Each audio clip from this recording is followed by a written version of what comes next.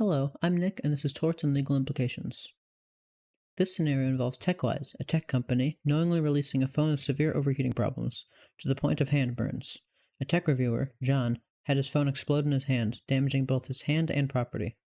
TechWise, however, has stated publicly that John was a liar, damaging his reputation as well. Partially related, Lucy, an employee who knew about the phone's issues, was coerced by the company to keep quiet, causing her distress.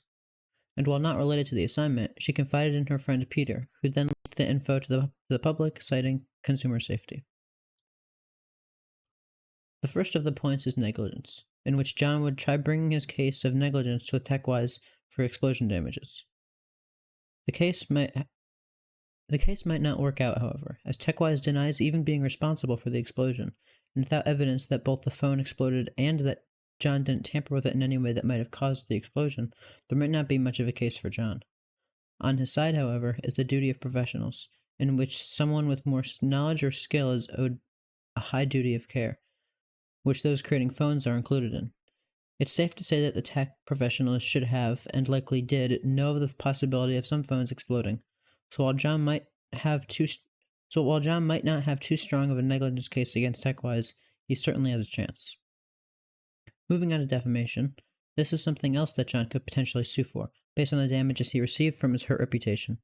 This case requires that John can prove TechWise's specific statement has hurt him financially, which is already hard enough to do, with him being a reviewer and not a business with easily predictable income. Moreover, John still needs to prove that TechWise is responsible for the explosion. If he can do that, however, much like the negligence case, he'll have a far greater chance at winning it. As if TechWise takes the blame, everything else appears very provable in comparison. On to the shortest and simplest case, Lucy simply does not have a claim for intentional infliction of emotional distress.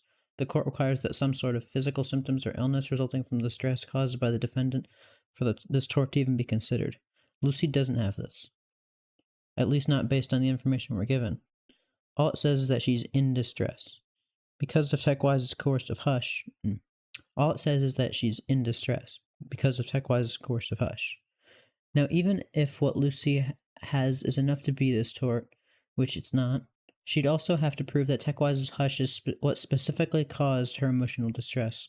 Wrapping up the scenario, John has some basis around his case if he can prove that TechWise is responsible for the phone's explosion, which is iffy, and Lucy basically has no case. Torts are obviously terrible for a company. Not only can being sued take a lot of money away from the company, which some smaller ones won't be able to handle very well, but other potential partners might start to see this company as a liability to associate with, closing off opportunities the business may have otherwise been able to take advantage of. So what can be done to prevent being sued based on torts? While there's no foolproof way to prevent accidents, the best protection is good and safe practices. If everything is kept safe and free from potential hazards, very few things will go wrong.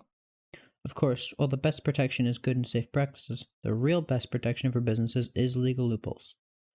Most laws are built with businesses in mind, and in a good way. So when you're a morally bankrupt CEO and you're caught in a tort-based pickle, just take a flip through the law book. It's almost guaranteed that you'll find something to at least mitigate the damages you'd be facing. To end it off, be responsible. If that doesn't work, just play dirty. Thank you.